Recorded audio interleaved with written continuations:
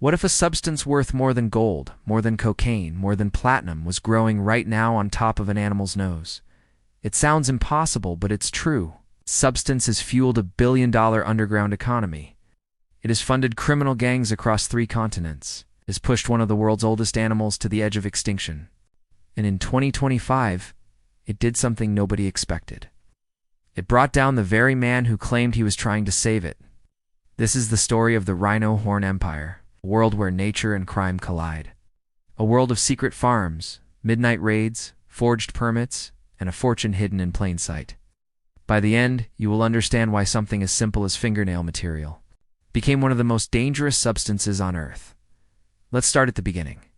For centuries, rhino horn has been treated like magic. In parts of Asia, people believed it could cure fevers, cure cancer, even cure snake bites. In the Middle East, it became a symbol of wealth and status. None of this belief is backed by modern science.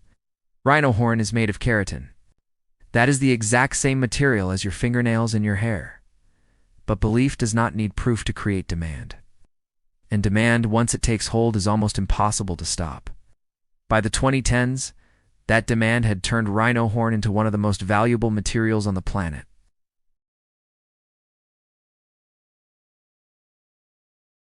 Was worth roughly $250 million. On the streets of Vietnam and China, dealers were charging tens of thousands of dollars for just 1 kilogram. But here's the twist almost nobody expects. This story is not really about the horn. It's about the humans who decided to control it. One of them believed he had found a way to save the rhino by selling the very thing that was killing it. That man's name was John Hume, and his story is where everything changes. Picture a ranch the size of a small city. 21,000 acres of grassland in South Africa, dotted with thousands of massive gray animals grazing peacefully in the sun. This was the Platinum Rhino Farm, and at its peak it was home to more rhinos than any other place on Earth, nearly 2,000 of them. John Hume built this empire from nothing. He started in the early 2000s with less than 200 rhinos. Over the next 2 decades, he grew that herd into the largest private rhino population in history. But Hume wasn't just breeding animals. He was harvesting something else.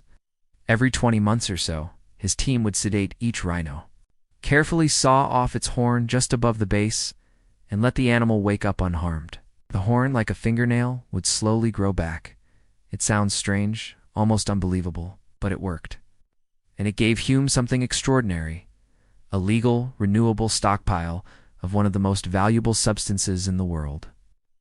Within a few years, that stockpile had grown to more than 6 tons of horn.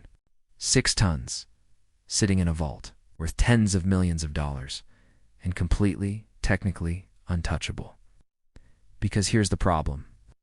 In 1977, the international trade of rhino horn was banned worldwide under a global treaty called CITES. Selling horn across borders was, and still is, illegal almost everywhere. Hume was sitting on a fortune he legally could not sell. So he did something bold. He sued his own government.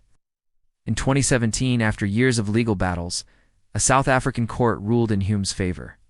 Domestic trade of rhino horn, inside South Africa only, was legalized again. Hume could sell his horn, at least to buyers within the country. That August, he held an online auction. 264 horns went up for sale. Conservationists were outraged. They warned that any legal sale, even a domestic one, he argued that legal supply would crush the black market. It was a bold theory, and for a while, it seemed to hold some promise. But something was happening in the shadows, and it had nothing to do with theories. While Hume built his empire, poachers were building theirs. Between 2007 and 2014, rhino poaching in South Africa exploded. In 2007, just 13 rhinos were killed illegally. In the entire country, by 2014 that number had rocketed to over 1,200 in a single year. Poaching gangs became frighteningly organized. Some groups worked in teams of 3. One person would track and shoot the rhino. Another would hack off the horn, sometimes while the animal was still alive. A third would stand watch. These weren't random criminals. They were part of international smuggling networks stretching from the South African bush all the way to buyers in Vietnam and China. The money moving through these networks was staggering. Some estimates place the entire global illegal wildlife trade, including rhino horn, at $19 billion a year, making it one of the largest categories of international crime on the planet. And the human cost was just as brutal. Rangers were shot, poachers were shot, baby rhinos, orphaned when their mothers were killed, often died alone in the wild because they were still nursing and couldn't survive without their mothers for years. For every rhino saved by dehorning on a protected farm, poachers were killing dozens more in the wild.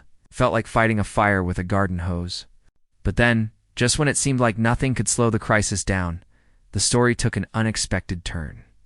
Governments and conservation groups began fighting back with new weapons, some of them almost like something out of a spy movie. Scientists developed a rhino DNA database, allowing officials to match a seized horn to the exact carcass it was cut from, sometimes years later and thousands of miles away. Rangers began using drones and hidden cameras to track poachers in real time. Some parks even injected horns with dye and toxins, making them useless and dangerous to anyone who tried to sell them for medicine. Slowly, painfully, these efforts started to work. By 2024, rhino poaching in South Africa had dropped to 420 animals for the year. Still tragic, but a serious decline from the peak years. Then in 2025, the numbers fell again, down to 352, a 16% decrease. One reserve in KwaZulu-Natal, once the deadliest hotspot in the country, saw its poaching numbers drop by more than 2/3. It looked like the tide was finally turning. But then poachers simply moved. Kruger National Park, one of the most famous wildlife reserves on Earth, saw its rhino killings nearly double in that same period. Jumping from 88 to 175 in a single year, criminal networks were not disappearing. They were adapting, chasing weaker security wherever they could find it. This is the part of the story where things get complicated. Because the fight against poaching wasn't only happening between rangers and criminals in the bush, it was also happening at the very top of the legal rhino horn industry. In 2023, John Hume made a stunning decision. He put his entire farm up for auction, all 21,000 acres. All 2,000 rhinos, starting bid $10 million.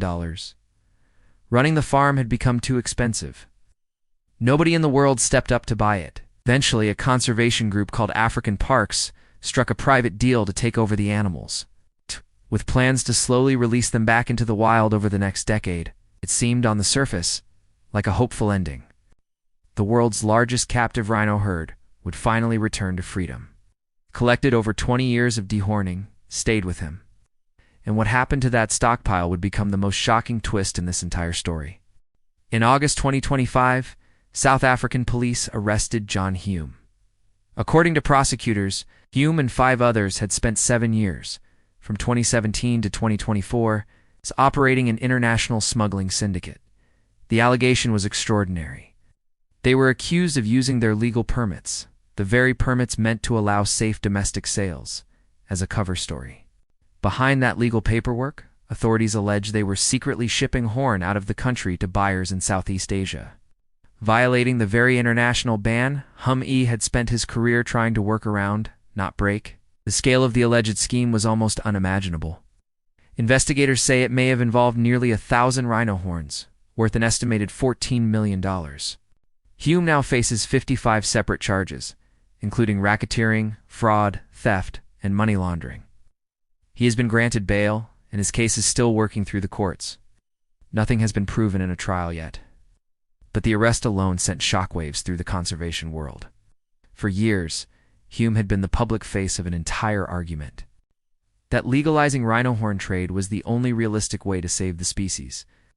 His arrest didn't just damage his own reputation, it exposed a much bigger, much scarier problem. The most transparent rhino horn operation could allegedly exploit the system this badly.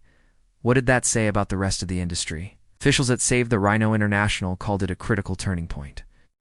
Warning that stockpile leaks of this size raised serious questions about whether South Africa could actually track and secure rhino horn at all. In other words, the very foundation of the legal trade argument was suddenly on trial. So what happens now? What does this mean for the future of the rhino horn empire? The truth is, nobody has a perfect answer yet. Some conservationists believe this scandal proves that legal trade will always create loopholes for smugglers to exploit, no matter how careful the rules are. Others argue the opposite, that this was one man's alleged corruption, not proof that the entire idea of regulated trade is broken. What is clear is that the black market has not disappeared. Prices for rhino horn in Asia can still reach tens of thousands of dollars per pound. As long as that demand exists, someone somewhere will try to profit from it, legally or not. Meanwhile, real progress is happening on the ground. Anti-poaching technology keeps advancing. DNA tracking keeps closing the net around smugglers.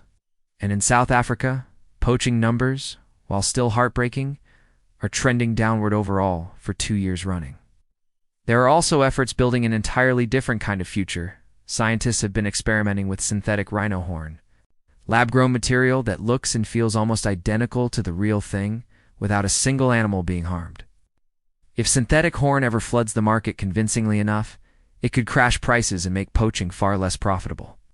It's a fascinating idea, but it's still unproven at a large scale, and some experts worry it could actually increase demand by making the product seem more normal and acceptable. So where does that leave the rhino? Fewer than 16,000 white rhinos remain on Earth today. At the height of his empire, John Hume alone owned somewhere between 13 and 15% of that entire global population. Think about that. One farm, one man, holding the fate of an entire species almost in his own hands. That is the strange, uncomfortable truth at the center of this story. The billion-dollar horn empire was never really about horns at all. It was about power, about who gets to decide the value of a living creature, and who gets to profit from that decision. Nature created something beautiful and strange, a massive ancient animal wearing a crown of keratin on its face. Humans turned that crown into currency. Somewhere between belief, greed, science, and crime, an entire species got caught in the crossfire. The rhino did not ask to be worth more than gold.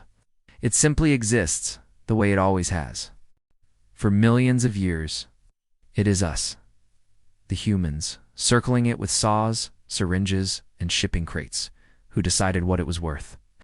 Maybe the real question isn't whether the rhino horn trade can ever be controlled. Maybe the real question is whether we can ever stop wanting something badly enough to destroy it in the process.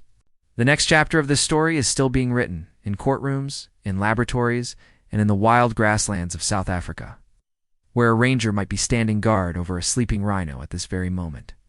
What do you think should happen to the rhino horn trade? Should it stay banned worldwide? Or could a truly controlled legal market ever actually work? Let us know in the comments below. If this story opened your eyes to a world you never knew existed, hit like and subscribe for more true stories where nature, crime, and human ambition collide.